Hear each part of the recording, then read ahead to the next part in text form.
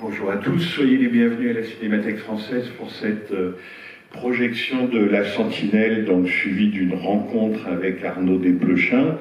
Cette projection, évidemment, est dans le cadre des classiques du film d'espionnage et de l'exposition du 5e étage, Top secret, espionnage et cinéma. Et Arnaud, après la rencontre, sera sur la mezzanine devant la librairie pour signer ce catalogue de l'exposition auquel il a participé en nous accordant une longue interview.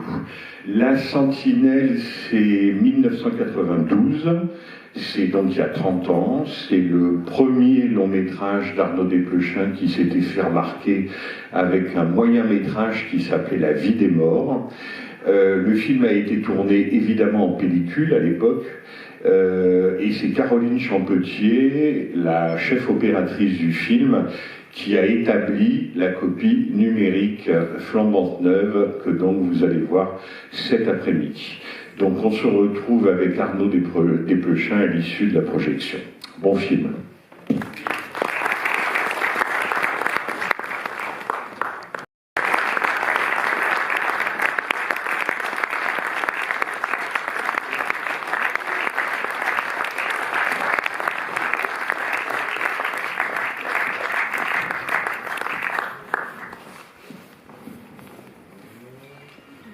Bonjour Arnaud. Bonjour. Donc merci de te prêter au jeu 30 ans plus tard quand même. C'est un film, oui, c'est 30 ans. C'est un film qui a 30 ans. Et donc l'occasion, c'est notre exposition. Donc c'est Top secret, espionnage et cinéma. Alors pour ceux qui n'auraient pas encore vu l'exposition quand même, il vaut mieux dévoiler tout de suite le poteau rose. C'est le cas de dire. Si vous voulez voir la tête, elle est là-haut. Voilà, donc comment elle a été conservée d'ailleurs cette tête pendant 30 ans? Tu l'as mise dans une boîte à chaussures au fond d'un placard? C'est à peu près ça qui s'est passé, une des deux, il y en avait deux parce que la tête s'agrandit au fur et à mesure du film. Et moi j'étais très maniaque, elle était à peu près, donc quand Bernard m'a demandé, elle avait été égarée dans les sous-sols de Why Not et il a fallu la retrouver. Alors que quand elle avait fabriqué, c'était avec Rico Crook, qui avait travaillé en particulier avec Patrice Chéreau et pour qui j'ai beaucoup d'admiration. Et c'était fabriqué avec... vous voyez, encore 30 ans après, c'était fabriqué avec des matériaux qui étaient... je voulais pas qu'on sorte la tête devant l'équipe technique. Donc j'étais maniaque avec ça, donc il y avait un assistant qui était chargé de la ranger, etc. On ne la sortait pas pendant les répétitions, on la sortait que pour les prises, parce qu'elle était faite avec des vrais crânes. Et donc c'était la chose qui était... Et ce franchissement d'interdit, je l'avais déjà fait sur ce qui est mon premier film, mon 0,5 film sur la vie des morts, où à un moment, c'est l'histoire de Patrick, un des cousins qui s'est tiré un coup de fusil dans la tête et qui est dans le coma à l'hôpital. Et à un moment, un des cousins va chercher les radios et on regarde la radio. Et on voit des petits plombs dans le truc. Et donc, je ne m'étais pas autorisé, je savais que ce que je faisais, c'était un franchissement d'interdit, mais c'était un médecin à l'hôpital qui nous avait donné une radiographie tout à fait anonyme d'un crâne déjà, et qui était regardé, qu'on avait juste sorti pour la prise, et après c'était reparti à l'hôpital. Et je savais que je transgressais en faisant ça. J'ai transgressé en faisant la tête, et jusqu'au plan où Emmanuel Salinger rentre à l'intérieur de la tête, comme ça, avec Caroline Champetier, cure le fond du crâne pour savoir ce qu'il y a dans la tête d'un homme, quoi. Donc là, la transgression était double pour le coup. Et après, on va parler du film d'espionnage, de tes lectures par rapport au cinéma, etc. Mais en revoyant le film, la question la plus évidente, je trouve, c'est que ça parle d'un tournant historique. On est en 91, 92, l'après-guerre. Ces imbéciles croient que l'après-guerre c'est terminé, il dit en gros ça, Jean-Louis Richard, dans le film. Mais c'est vrai que voilà, les deux blocs sont en train de disparaître, le mur de Berlin est tombé, enfin voilà, le monde change. 30 ans plus tard, on a quand même l'impression que c'est parvenu au point de départ. Mais en tout cas, c'est plus la situation, voire les espoirs de 92. On est de nouveau dans une logique d'hostilité, d'affrontement, de guerre, pas seulement froide là, pour le coup, mais chaude, la Russie, l'Ukraine. Enfin voilà, ça te fait quel effet de regarder ça 30 ans plus tard? Mais j'écoutais, puisque je ne m'autorise pas à regarder les films, donc j'écoutais dans le SAS, et j'entendais Emmanuel Salinger qui dit « ça aurait pu tellement se passer autrement ». Et évidemment, Gorbatchev aura été un espoir, mais très très fragile quand même, très très très très fragile. On savait que ça ne suivrait pas, quoi. Et quelque chose me semblait rester impensé, quoi. Je peux que répondre sur la base de ma perception de l'époque, c'est que les gens se réjouissaient. Et moi, j'éprouvais une mélancolie et je ne savais pas de quelle nature elle était. Je crois que j'avais lu, je ne connaissais pas. Je n'ai pas fait le voyage à l'Est qui est raconté dans 3 souvenirs. Moi, je n'ai pas raconté. Mon frère l'a fait, moi, je ne l'ai pas fait. Je ne connaissais pas, mais par mes lectures, je connaissais la nature, la brutalité, au-delà de la brutalité du régime soviétique. Mais quand même, dans la disparition de cette séparation entre l'Est et l'Ouest, je trouvais qu'il y avait une forme d'impensé ou d'impiété. Et ça n'a pas été sans remarquer que le film va être pas très optimiste, effectivement. Ça n'est pas se passer comme ça, quoi. Et c'est marrant, enfin c'est pas du tout marrant, c'est sinistre. Dans les noms d'oiseaux qu'on se lance de l'Ukraine à la Russie, etc., revient la question de la destruction des Juifs. Le film est hanté par Shoah, évidemment que le film est hanté par Shoah. C'est ce qui n'est pas pensé, quoi. Et moi, ce que je voyais, c'était qu'à l'époque, pas comme un voyant, hein, j'étais pas un savant, parce que c'était une intuition pour m'expliquer cette mélancolie. Quand tout le monde se réjouissait de la réunification de l'Europe, je me disais, mais d'où on se réunit? D'une part, l'Europe en entier, c'est beaucoup trop dangereux, c'est beaucoup plus prudent de se séparer quand même.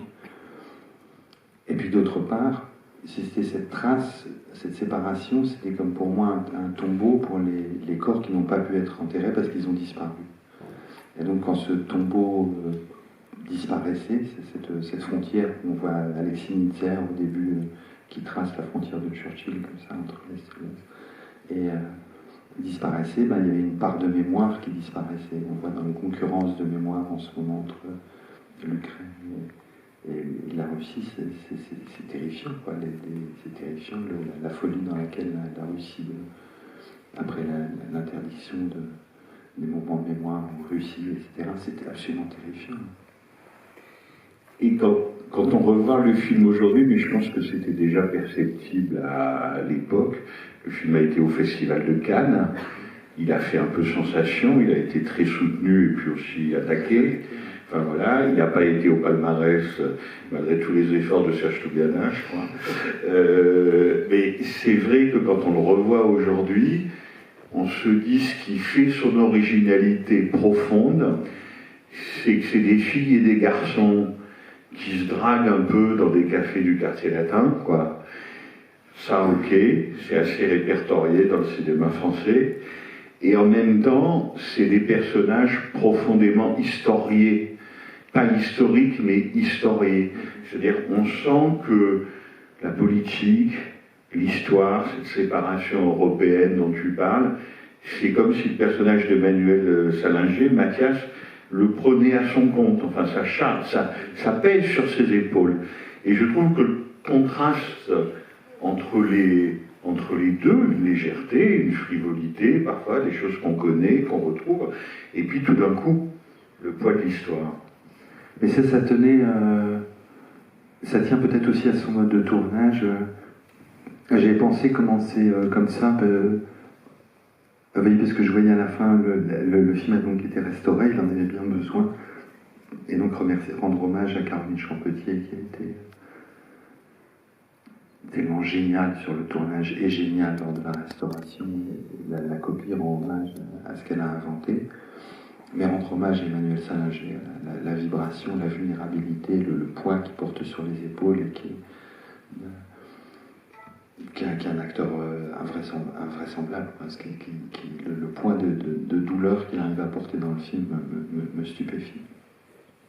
Mais avec Caroline Champetier, quand on a commencé le film, c'était un premier film, à l'époque, on remarquait maintenant non plus, on ne faisait pas des films comme ça. Il n'y a pas d'autres films, c'est un prototype, quoi. Donc on n'avait pas de sous. Donc, or, le film racontait énormément d'états du monde et énormément d'états du cinéma. Et donc, on s'était dit, en fait, le film il passe sur des comparaisons. Vous voyez, par exemple, la première comparaison, c'est j'étais obsédé par ça d'aller en Allemagne et de filmer les dernières traces de la frontière qui séparait, qui n'était pas partout un mur, qui était parfois une grille, et qui est là où Jean-Louis Richard, dans le film En Super 8, se fait foutre à la porte. C'est là où les autorités est-allemandes le dégagent, en fait, et les Français l'attendent de l'autre côté de la frontière. Qui est une vraie scène d'espionnage, pour le coup. Qui est une scène d'espionnage. C'est le pont des espions en Super 8, quoi. Voilà, en Super 8, et pas sur le pont, mais sur un coin de campagne, qu'on a été filmé là-bas, sur place. Et tout était fait comme ça, tout était fait... et l'idée, c'était de comparer une trace... Quand deux pays entrent en guerre, quand il y a une frontière, ou qu'il y ait une frontière, c'est que des gens y ont été enterrés ou pas enterrés, mais il y a des gens qui sont morts. Et quand vous voyez un trait sur une peau, c'est une trace, c'est un accident, un malheur, un suicide, c'est la trace de quelque chose. Et donc c'était de comparer le père de Mathias, qui est diplomate, qui s'occupait de ces traces sur les cartes géographiques, et lui qui a un métier plus humble ou plus effrayant, qui est anatologue comme ça, médecin légiste, et qui s'occupe des traces sur un corps. Et donc je me disais, la politique, quand vous la mettez dans un film, ça se transforme en film d'espionnage. Ouais. Quand vous filmez de la politique, ça fait de l'espionnage. On le sait encore mieux avec Cronenberg. Quand vous filmez de la médecine, ça fait des films d'horreur. C'est dans tout Cronenberg, c'est comme ça. Alors donc on s'est dit avec Caroline Champetier, voilà, quand on est dans le film d'espionnage, c'est un film choral avec de l'argent, avec beaucoup d'électriciens, de la lumière, etc. Et puis quand on est dans le film médical, c'est plus petit, c'est un film qui est plus modeste. Et après on disait, il y a cette idée de vivre entre l'Est et l'Ouest, etc. Là, il y a les deux côtés de l'appartement qui séparent. Et quand vous ramenez à un appartement, c'est des théories sur la naissance du roman policier, c'est que le roman policier est né avec les appartements bourgeois. Les Garbeau et tout ça. Et Agatha Christie et ce genre de choses. Donc ils doivent partager l'appartement, mais alors si on va tout le temps chez l'un chez l'autre, c'est pas possible. Mais si on reste totalement séparés, comme ce dingue de William le propose, c'est pas possible non plus. Donc du coup, comment est-ce qu'on fait pour cohabiter dans un monde qui est fractionné? Et ça, c'était le roman policier. Donc pour le roman policier, on avait besoin de moins de techniciens. Donc on avait des équipes qui étaient variables, tu vois, par rapport au type de film. Et enfin, se pose la question qui pour moi est la métonymie de tout le film, qui est le cours que Emmanuel DeVos donne à Salinger. Puis j'adore parce qu'ils ont tous les deux des gros yeux, alors ça marche bien parce qu'ils ont tous les deux des yeux qui sortent de leur tête comme ça. Elle explique la différence entre voir et regarder quelqu'un. Quand est-ce qu'on voit quelqu'un et quand est-ce qu'on regarde quelqu'un. Et donc elle explique, si on fait tous les deux la même chose, on se regarde tous les deux l'œil droit, c'est une expérience que vous pourrez faire chez vous avec votre chacun. En fait, les deux regards glissent. Et quand vous ne faites pas la même activité, c'est-à-dire qu'il y en a un qui regarde l'œil droit et l'autre qui regarde l'œil gauche, tout d'un coup les regards se croisent et vous dites, Dieu, le désir est là. Ou l'amour, ou allez savoir, il y a quelque chose, il y a une étincelle. Ça, c'est le film Nouvelle Vague. Donc ça, on le tourne sans électricien, avec un réflecteur tenu par l'assistant caméra, un caméra à l'épaule, ou sur une branche, sans travelling et tout ça, c'est le film Nouvelle Vague. Et donc, suivant qu'on changeait d'échelle de film, on changeait d'échelle d'équipe. Et l'argent est venu au fur et à mesure du tournage, puisque finalement Arte nous a donné un peu plus de sous, on a trouvé des sous un peu des distributeurs, etc. Et quand on est parti au début, on n'avait rien, on avait très très peu de sous. C'est pour ça qu'il nous fallait varier la taille des équipes. Et tout le film était un jeu varié sur les échelles, en disant que le même objet regardé sur des échelles différentes donnait des genres cinématographiques différents, donc des façons différentes d'exposer le même problème.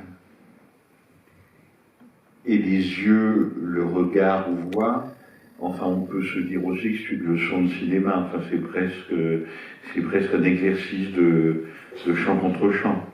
C'est un exercice de chant. C'est un exercice de chant. On croise la ligne, on revient dans la ligne, bien sûr, oui, c'est sur la fameuse loi qui ne cesse d'être violée, bien sûr, très heureusement. Mais sinon, sur les histoires de films d'espionnage, demain, tu l'as présenté ici même avec Bernard Bédolier, avec Le rideau déchiré d'Hitchcock, on sait que tu es un grand Hitchcockien, et en même temps, alors j'étais fier de moi, parce que je me suis dit, après 30 ans, j'arrive encore au moins à avoir une idée sur La Sentinelle. quand il commence dans le laboratoire, je me suis dit, mais c'est pas du tout Hitchcock, c'est blow-up et blow-out. C'est-à-dire qu'il essaye presque de faire, et d'ailleurs il va y arriver, il essaye de faire sortir des images, non pas d'une image d'un son, mais d'un objet inerte, de ce crâne inanimé. Il va quand même arriver à faire un portrait robot à partir de ce crâne. Et je me suis dit, voilà, il est comme David Hemmings dans Blow-up de Michelangelo Antonioni, ou John Travolta dans Blow-out de Brian De Palma. Oui, je dirais peut-être de par ma date de naissance, plus encore le Brian De Palma que Blow-up. Mais ça se voit. Oui, et c'est l'idée de lui redonner un nom, l'idée d'avoir un morceau de corps et lui redonner un nom, quoi. Et c'est d'arriver à lui rendre une... Vous voyez, il y a la scène, c'était la mère d'un ami qui jouait, qui faisait rigoler, la dentiste, qui dit il était gaucher. Ça sert à rien, et tout d'un coup, ça lui donne une identité, parce qu'elle regarde comment il se brossait les dents. Et tout d'un coup, la tête se démultiplie. Au début, c'est juste un déchet, et de ce déchet, c'est un déchet... oui, le film est honteusement... il y a des images qui sont comme des images qui me hantaient, quoi, et qui sont comme des images choc comme il doit arriver en psychanalyse, quoi. C'est un objet en même temps... c'est une déjection, c'est comme un excrément, c'est comme... en même temps, il y a une image de castration très forte, dans la tête coupée, et en même temps, quand il fait naître la tête, en écartant la peau, on a l'impression d'assister à la naissance d'un mort, et que la caméra de Caroline se rapproche sur le crâne qui sort de la peau du crâne qui est écarté. C'est une image de naissance absolument terrifiante, quoi, de naissance inversée, de naissance de la mort. C'est des images traumatiques comme ça qui me... Mais je ne dormais pas facilement à l'époque. Je dors pas vraiment mieux maintenant, mais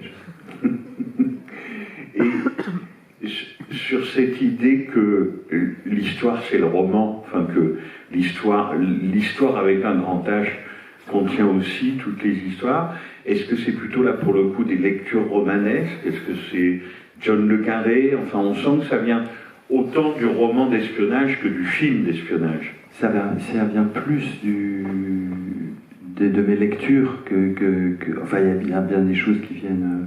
si, c'est cette... parler de la tête, l'objet qu'on trouve dans une valise, les gens disaient, oui, mais alors, qui l'a mis dans la valise? Et c'est magique, parce que la valise, on l'ouvre, il n'y a rien, on la referme, il n'y a rien, on la réouvre, il y a quelque chose, donc c'est comme un tour de précipitation. Et évidemment, ça me faisait penser au fusil qui sert à chasser les lions en Écosse, le MacGuffin, qui venait. Et en même temps, c'est pas vrai parce qu'il est chargé de signification. Ah mais le crâne n'est pas du tout un MacGuffin Hitchcockien pour le coup. En même temps, si, parce que c'est sa circulation qui fait que les gens se rencontrent. Oui. C'est sa circulation qui fait qui crée l'énigme, qui crée c'est parce que la tête circule que tout d'un coup ces gens se croisent, s'aiment, se détestent, etc. Et non, parce qu'il est chargé de signification. Alors que le MacGuffin peut être un objet creux. Pas toujours, parce que dans Rideau déchiré, c'est pas un objet creux. J'ai déjà commencé mes révisions pour demain. Et les romans? Mais les romans, c'est John le Carré, c'était un grand choc. Je sais plus, j'essaie de me souvenir, mais c'était il y a 30 ans. Et peut-être c'est parce que je parade devant vous et qu'en fait c'est honteux et que c'est l'inverse qui s'est passé. Il me semble que c'est moi qui dis à Rochant, tu devrais lire John le Carré, c'est pas mal. Et peut-être que c'est Rochant qui m'a dit, tu devrais lire John le Carré, c'est pas mal. Je ne sais plus lequel des deux l'a lu le premier, mais après on s'est plongé dans la trilogie de Smiley, et ça nous a... c'est la façon dont par la fiction, il se réapproprie l'histoire, et avec des questions, avec un point de vue qui me fascinait sur l'Est, quoi, sur le bloc soviétique, et qui continue à me fasciner. Et sur le désir de traîtrise aussi, qui est un désir très fort chez Mathias, de trahir les siens. Je pensais aux admirables 5 de Cambridge, leur nom m'échappe, Maclean, Burgess, etc. Comme ça, c'est cette fascination pour ce désir de trahir. Il y a eu un film un peu avant celui-là, au milieu des années 80, qui s'appelait Another Country, non? Avec Rupert Everett. Bien sûr. Hein, oui, qui était... J'en ai un souvenir vague, je ne sais pas s'il est très bon ou pas bon, je ne sais pas. C'était pas mal, mais il y avait un autre film avant qui décriait, qui m'avait beaucoup inspiré, mais qui n'était pas un film d'espionnage, qui est un film de Schasberg, qu'il avait tourné en Europe, qui était L'ami retrouvé, c'est ça? Oui. D'après Fred Ullman. Oui, c'est ça. Je me suis trompé. Non, c'est ça. Je ne l'ai jamais vu. C'est un film qui avait été tourné avec un très grand décorateur français, etc. C'est un film qui m'avait fasciné plastiquement sur plein de sujets. Qui était, mais c'est toujours, il y a un pied dans... C'est vraiment dans l'histoire. Vous ne pouvez pas parler de l'Est sans parler de la destruction des Juifs. C'est pas lié et vous pouvez pas... Vous êtes obligé de penser les deux choses, le phénomène soviétique, en même temps que de penser à la singularité de la Shoah. Vous ne pouvez pas penser l'un sans l'autre, quoi. Donc du coup, c'était ma lecture, c'était ma découverte des écrivains dissidents. Le premier, c'était Solzhenitsyn, mais après j'ai lu les romanciers. Et puis Chalamov aussi, l'histoire qui vient des mains coupées, qui vient des récits de la Colima. Mais après ça, d'autres, Ginsburg, mais d'autres dissidents et tout ça. Donc c'était mes lectures qui me rendaient très curieux vers ce monde qui me fascinait, parce que c'était de l'autre côté, c'était pas loin, quoi. C'était pas loin, mais on s'en rend compte aujourd'hui, puisqu'il y a la guerre sur notre continent. C'est vraiment pas loin. C'est tout près, tout près. C'est l'Europe, c'est pas l'Europe, ça veut dire quoi l'Europe? Et du coup, ça posait des questions, et je trouve que c'est mieux des questions qui n'ont pas de réponse que des questions qui ont une réponse. Mais le pari du film, et ce qui fait aussi son côté prototype, absolument, qu'il a absolument conservé d'ailleurs, c'est quand même le risque de l'intimité. C'est-à-dire que quand on fait des films d'espionnage, oui, bien sûr, on peut dire qu'il y a de l'intime. Il doit y avoir de l'intime dans Les Patriotes d'Éric Rochant, qui est un film que j'aime infiniment, et je crois que toi aussi. Oui. Mais c'est pas fait pareil. On voit quand même des États qui ne sont pas représentés pareil. Enfin, ça a plus un côté échiquier, j'ai presque envie de dire, comme ça, de conflit. Tandis que là, le film est suffisamment clair et littéral à sa façon. On est dans la tête de quelqu'un, quoi. Oui. Bah oui, c'est plus de rentrer dans la tête de quelqu'un, quoi. C'est vrai qu'au bout d'un moment, le genre, quand le film, il était très long à écrire, pas à écrire parce qu'il y a des très longs moments où on ne trouve rien, etc. C'est qu'un premier film, puisque j'ai écrit celui-là avant d'écrire La vie des morts, vous remettez en cause toute votre cinéphilie, vous remettez en cause tous les films que vous avez aimés, pourquoi vous les avez aimés, vous essayez de les articuler entre eux, donc ça prend un temps invraisemblable, quoi. Donc moi, je suis parti de cet objet. Et du coup, c'est la scène où Emmanuel, il a la crampe, comme ça. Vous voyez la scène avec Lodenbach, quand il est avec le prêtre, et il y a son pied comme ça. C'est ce que je pensais, c'est une pensée idiote, c'est si vous avez un bout de cadavre, vous avez envie de shooter dedans, parce qu'une tête, c'est comme un ballon, quoi. Vous avez envie de vous en débarrasser, qu'elle s'en aille. Mais il ne peut pas, son devoir, c'est la tête de Hamlet aussi, de Yorick, je pense au personnage de Jean-Luc Boutet qui passe à me rappeler Claudius, et donc des choses comme ça, des allers-retours. Et donc, si vous voulez, moi, tu parlais du film de De Palma, qui était amoureux du cinéma de genre, peu à peu, c'est tombé, quoi. J'ai eu cette pensée sur le genre en pensant, non, c'est pas des genres, c'est des échelles. Quand c'est large, c'est la politique, donc c'est un peu espion. Quand c'est dans l'appartement, c'est plus policier. Voilà, de jouer sur ces échelles et de passer d'une tonalité à l'autre. Donc le film était plus un essai qu'un film de genre à proprement dit, ou une déconstruction des genres qu'appartenant à un genre proprement dit. Alors que Les Patriotes embrassent le genre formidablement. Les Patriotes étaient sortis avant ou avant? Après, oui. Parce que moi j'ai été pris comme ghostwriter sur Les Patriotes pour écrire des scènes. Évidemment, j'écrivais que des scènes sur l'intime. Et il s'en est très très peu servi. Moi, ce qui m'intéressait, c'était ce qui s'était passé dans la famille pour qu'il y en ait une qui fasse son alia, sa sœur. Ah non, elle fait pas son alia finalement. Je sais plus, on écrit tellement de variantes dans un hôtel à République. Donc j'étais ghostwriter et je ramenais du matériel avec des scènes sur la structure familiale et tout ça. Ils disaient, ça rentre pas dans le genre. Et d'ailleurs, Les Patriotes a été une entreprise très compliquée, mais on en parlera avec Éric Rochant, parce que là, c'était plutôt un tournage lourd, coûteux, interminable, enfin, le poids de la Gaumont, etc. Enfin, là, c'était vraiment le cinéma français un peu à l'ancienne qui s'agitait, et pour faire, au final, un film qui a été un échec commercial. Enfin, ça n'a pas marché. Oui, nous avons eu ça en partage, ouais. Mais Éric l'a pas bien vécu, je crois. Je sais pas, il viendra vous le dire. Moi, c'était des fois, j'étais avec une jeune femme dans l'entrée qui me disait « Pourquoi vous avez peur et tout ça, ça va bien se passer, Frédéric va être gentil, il va pas te taper dessus, etc. » Et c'est la première conférence, quand je suis arrivé à Cannes, moi je croyais que c'était normal. Je me rendais pas bien compte. Je travaillais comme technicien, moi j'étais pas... La vie des morts avait été à la semaine de la critique, je crois. Moi, je n'ai pas été, j'étais en train de tourner La Sentinelle, donc je me disais, bon, c'est un premier long métrage, donc ça va à Cannes, peut-être c'est normal. Je n'avais pas remarqué qu'on était distingués. Et donc on arrive le soir, et on va dans un restaurant, et il y avait la projection de presse qui à l'époque était le soir la veille. Et qui arrive et qui dit, c'était Agnès Chapeau, et qui dit, voilà, il y a des gens qui se sont battus dans la salle de projection. Parce que je me suis dit, oh putain, demain la conférence de presse, ça va bien se passer. Et donc on y va quand même un peu nerveux, quoi. Et à l'époque, c'est pas comme aujourd'hui. Aujourd'hui, avec les réseaux sociaux, tout ça, les conférences de presse, rien du tout, c'est pas intéressant. Et là, il y avait vraiment c'était paquet, quoi. Il y avait vraiment le monde cinéphile qui était là, quoi. C'était le show.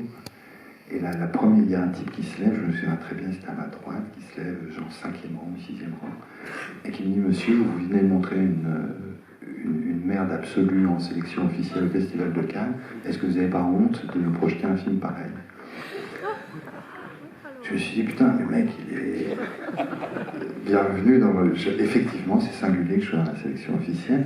Et je m'apprêtais à répondre et j'ai été sauvé par un autre journaliste qui s'est levé à gauche, qui a dit, monsieur, vous êtes un con, etc. Et les deux types commencent à s'insulter avec les acteurs qui se parlaient et tout ça. Et je me suis dit, ah ouais, quand même. Et Cannes, c'est pas... Pour les films français, c'est pas simple. C'est pas simple. Et je l'ai somme toute bien vécu.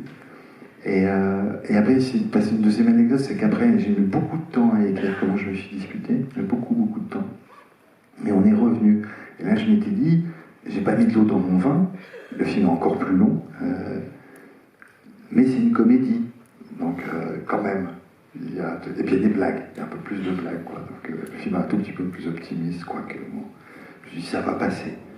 Et on se retrouve, et c'était la même distribution. C'est les mêmes acteurs, la même table. De la même salle, tout pareil, quoi. Et j'étais aux acteurs, donc j'étais dans une green room, comme ça, juste avant. Je dis, non, mais ce coup-ci, ça va aller, la Sentinelle, on n'a pas eu de bol. Ça va passer. Et la première question était, monsieur, vous aviez montré un film médiocre la dernière fois que vous étiez venu, et vous arrivez, cette fois-ci, c'est encore pire, comment faites-vous? C'était la première question. Du coup, chaque fois que je vais devant une salle, à la Cinémathèque plus encore, je me dis, putain, s'il y a une question dans le jury, je suis dans la salle, je suis mort, n'importe quelle violence peut m'arriver, quoi. C'est-à-dire, j'étais vraiment très, très marqué par mes deux premières projections.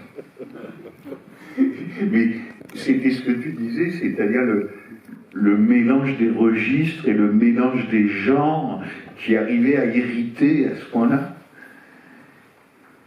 Si je commence à réfléchir à ce qui peut irriter, je suis irritant, je suis depuis que j'ai 6 ans, donc je ne vais pas changer, quoi. À mon âge, c'est trop tard, quoi. Voilà, c'est pas une bonne question. C'est pas une bonne question.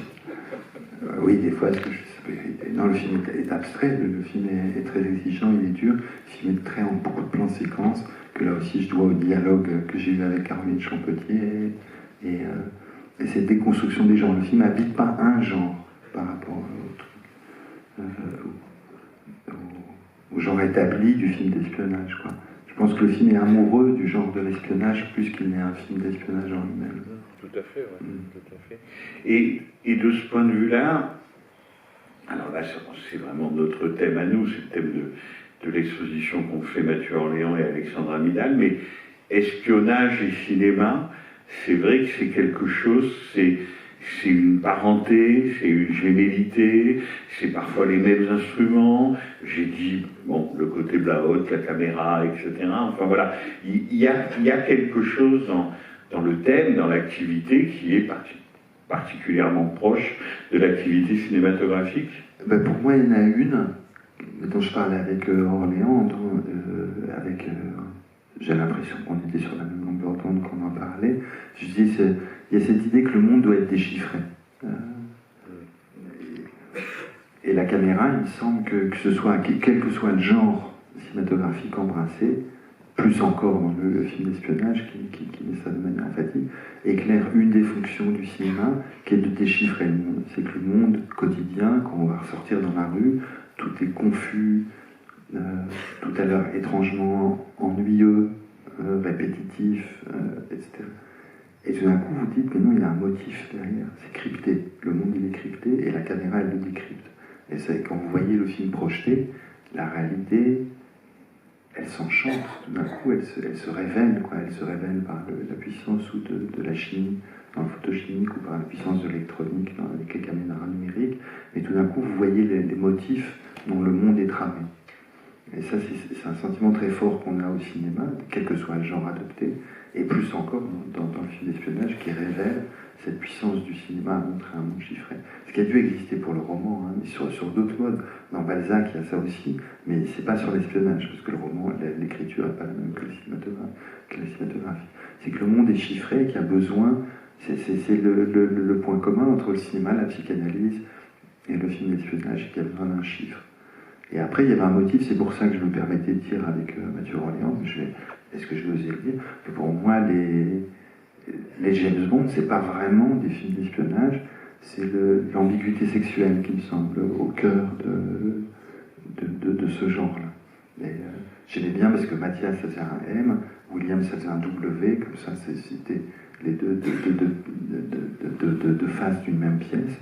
Et personnage renversé, celui qui a accepté, celui qui vient du milieu plus populaire, et celui qui vient de la bourgeoisie, avec toutes ces rivalités, cet amour, ou cet intérêt, ou cet érotisme qu'il peut y avoir entre les deux. Mais ça reste absolument formidable dans le film. D'abord parce que je trouve que Todeschini et Salinger, c'est formidable. Ils sont vraiment formidables. Mais je me disais même que c'était aussi presque le côté le professionnel et l'amateur. C'est-à-dire que Salinger, c'est l'amateur. Bon, d'accord, et que le professionnel qui est devenu professionnel à la force du poignet, enfin, Todeschini, c'est John Wayne, quoi. Et il lui dit, mais de quoi tu te mêles? Enfin, laisse les grands s'occuper des histoires des grands. Enfin, voilà, il y a aussi ça dans le film, quoi. L'espion professionnel et celui qui joue à l'espion et fout un bazar quand même innommable, enfin. Oui, c'est très. Oui, non, mais c'est ça, c'est le type qui arrive de nulle part et qui fait pas bien, quoi, ou qui fait très bien, et puis qui fait très bien son travail, mais qui fout la merde parce que la diplomatie doit appartenir au diplomate. Or, lui, il a refusé des diplomates, c'est toute l'intrigue, quoi. C'est ce qui le conduit jusqu'à la fin, quoi. Du début où il est. Je me souviens qu'on avait tourné, c'était beau, on tournait, parce qu'à l'époque, la capitale n'était pas Berlin, donc on avait tourné à Bonn. Et donc on avait rajouté cet enfant infirme qui traverse le champ comme ça dans le jardin, donc une garden party, comme une infirmité qui viendrait, une blessure ou une castration qui viendrait déjà mal. Oui, des enfants habillés très bourgeoisement. Voilà, qui sortent d'un rideau d'arbre comme ça, et après il y a un petit boiteux qui passe devant, une boiterie comme ça qui passe devant Mathias, et Mathias regarde le fleuve. Et tout le film, j'aimerais bien raconter cette anecdote, parce que celle-là, je me souviens, on avait été voir, parce que tout le film c'est un prototype, parce qu'on ne se souvient pas à quel point, non seulement le film est un petit peu anormal, il est prototypique, mais à quel point le cinéma a été normé dans ces années-là. Extrêmement normé. Et donc on ne savait pas comment le faire. Je disais, vous n'avez pas d'argent, c'est pas donc, au début, le budget était très modeste, donc on ne savait pas bien qu'on réfléchissait avec Caroline. Et alors, on était avec Sylvie Barthé, qui est une grande femme de cinéma, qui produit les films avec Olivier Assayas maintenant. Et alors, elle disait, alors, il y a la scène du train, alors on fait comment pour le train? Alors, on va faire des transparences. Non, si c'est dans un train, on tourne dans un train. Elle dit, alors, on peut tourner dans un train, on a des trains qui vont au rond. Des trains spéciaux, des trains de cinéma qui font des circuits de nuit, comme ça. Je dis, oui, mais moi, c'est l'histoire d'un train qui va tout droit. Donc, je ne peux pas tourner dans un train qui va en rond, c'est pas possible. Alors, on en reste là, et puis on va avec Caroline à la gare pour faire les repérages Gare du Nord. À l'époque, c'est assez beau comme ça qu'on les voit quand ils arrivent à Paris. La gare était un peu différente. Et avec Caroline, on se promène sur les quais et on voit un train où il est écrit Paris, Aachen, Bonn. Je dis, on va prendre ce train-là. On filme dans ce train-là. C'est aussi simple que ça. On a 2 wagons à nous et puis on tourne dans le truc. Donc on a fait ça. Alors, Sylvie Barthé dit, bon, on a demandé, est-ce qu'il fallait demander aux 2 régies de train, la française et l'allemande? Et on a tourné dans ce train-là une nuit invraisemblable jusqu'à la scène de Bléchère où Jean-Louis Richard viole Salinger avec son monologue incroyablement violent comme ça. Et c'est dans un train qui est tout droit. Et on arrivait au petit matin, on était à Paris, on avait tourné toutes les scènes. Le film s'est inventé formellement comme ça. Et d'ailleurs, Jean-Louis Richard, il est à la fois presque, tu as raison, une horreur du viol. C'est vraiment là pour le coup le masculinisme, et en même temps c'est peut-être lui le plus ambigu sexuellement. C'est-à-dire il est vraiment une sorte de monstre, quoi. On ne sait pas ce qu'il est. Et quand même je souriais en me disant, Louis Richard, le mari de Jeanne Moreau, le copain de Truffaut, et celui qui a fait un film avec Jeanne Moreau, qui est dans l'expo, qui s'appelle Mata Hari, qui n'est pas le chef-d'œuvre des chefs-d'œuvre, mais qui a des scènes vachement bien. Ah ben voilà, qui a des scènes vachement bien. Et donc c'est lui qui joue cette espèce de monstre, oui, ambigu, et le moins qu'on puisse dire. Et pour moi, ça venait aussi, ça vient d'un truc. J'en ai pas énormément parlé parce que comme c'est un rip-off, j'en ai honte. Donc c'est le jour de la confession. J'allais pas au théâtre parce que c'était pour moi, je savais pas, je connaissais pas l'école. Voilà, j'ai vu le cinéma beaucoup, mais je n'allais pas au théâtre. Et j'ai commencé à aller au théâtre beaucoup à partir d'une pièce qui pour moi été une révélation, un choc, que j'ai vu 3 fois, en vrai, après je l'ai revu en captation, qui était le Hamlet de Giraud. Et qui m'a frappé, et j'avais lu l'appareillage de notes de François Regnault là-dessus, François Regnault, pardon, pour ma prononciation, et ça m'avait pas, du coup j'étais plongé dedans, quoi. Ça avait vraiment été un choc très fort pour moi.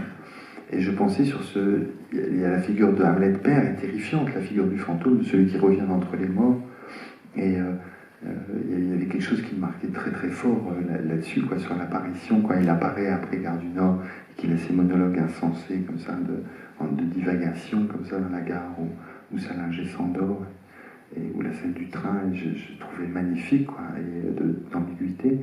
Mais quand le fantôme revient dans Hamlet, c'est pour ça on dit toujours Hamlet, on ne sait pas, il agit pas parce que c'est un complexe, ça d'ailleurs Freud il a écrit tout ça.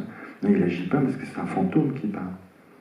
Or Hamlet, il revient d'une université protestante, donc les fantômes n'existent pas, puisqu'il n'y a pas, quand il dit la fameuse phrase, il y a plus de choses entre le ciel et la terre, Horatio, que ce que tu crois, etc. C'est le purgatoire, c'est là d'où viennent les fantômes. Et c'était Regnault qui a retrouvé ça, c'était à la mairie de Londres, les fantômes, 2 ans avant l'écriture d'Hamlet par Shakespeare, les fantômes avaient été interdits par le maire. Parce que c'était interdit, parce que c'était pas correct religieusement, puisque les fantômes ne peuvent pas exister, puisqu'il n'y a plus de purgatoire chez les protestants. Alors Shakespeare, qui a un multi-penchant catholique comme Hitchcock, s'est dit on va rajouter un fantôme. Mais donc Hamlet, comme c'est un fantôme, il lui ment. Donc quand il dit j'ai été tué avec la jusquiane dans l'oreille, etc., il ne sait pas si c'est la vérité ou pas la vérité. Et le père est terrible, on se dit que Hamlet père, enfin moi, je projetais que Hamlet père n'était pas du tout un personnage sympathique, c'est une brute, un chef de guerre, alors que son fils ne l'est pas du tout. Et Claudius aussi, c'est une figure de séduction aussi, d'ambiguïté sexuelle très, très, très, très marquée. C'est l'homme que tous les hommes aiment, ou qui aimait de tous les hommes. Et c'était... voilà, donc c'était ces deux... Quand tu parlais, on peut finir là-dessus, de la difficulté de faire le film, parce que effectivement c'était un prototype absolu. Mais quand tu dis on faisait pas ça à l'époque dans le cinéma français, quelle était l'ambiance? C'est-à-dire que c'était le réalisme à tous les étages, le film était considéré comme trop bizarre, comme trop romanesque, parce qu'en même temps, on peut dire que, malgré toute cette bizarrerie, c'est un premier long métrage et c'est un roman d'apprentissage. C'est un roman d'apprentissage. Voilà, et donc ça, c'est assez... voilà, c'est des choses qui arrivent souvent, quand même. Bien sûr, mais non, il y avait l'école, c'est difficile de dire l'école réaliste, c'est un tout petit peu vague, et j'ai pas les connaissances critiques, je crois que j'ai eu une connaissance cinéphile, mais pas critique, pour articuler ça. C'est qu'aujourd'hui, on vit un retour du réalisme social très très fort dans le cinéma. Là, c'était hanté par d'autres figures, de tempéraments très opposés, qui vont de Piala à Doyon, qui représentaient un peu les bornes du cinéma. Pour la Gaumont, voilà, je sais pas quel film je pourrais prendre, là, Nos Amours par exemple, et puis pour les films plus marginaux, les films de Doyon, mais que le cinéma français devait se tenir entre ces deux bornes, quoi. Là, le film explosait toutes les bornes, quoi. Donc Après, j'aurais pu effectivement aller voir les chaînes de télévision et leur dire « Vous en faites pas, c'est un roman d'apprentissage ». Je doute que ça les aurait rassurés. Oui, ça n'aurait peut-être pas suffi à les rassurer. Merci beaucoup, Arnaud. Merci. Et donc, à demain. À demain. J'ai revu, je le reverrai encore demain, bien sûr. J'ai revu le Tankerton avant-hier. Et je pensais qu'il fallait jouer à un jeu en fait, auquel on joue tous sans en être conscient, et je me suis rendu compte que c'est quoi ton film d'Hitchcock préféré ce mois-ci? Et tout le monde change. Et c'est pas parce que j'avais accepté l'invitation de Bernard, mais vraiment, le film préféré d'Hitchcock pour moi ce mois-ci, c'est Le Rideau déchiré. C'est Tankerton. Il n'y a pas photo. Donc 14h30, Le Rideau déchiré avec Bernard Benoliel. Et si vous voulez que Arnaud vous signe un exemplaire donc de ce catalogue dans lequel il a donné une remarquable interview, c'est tout de suite sur la mezzanine. Merci infiniment Arnaud, merci à vous.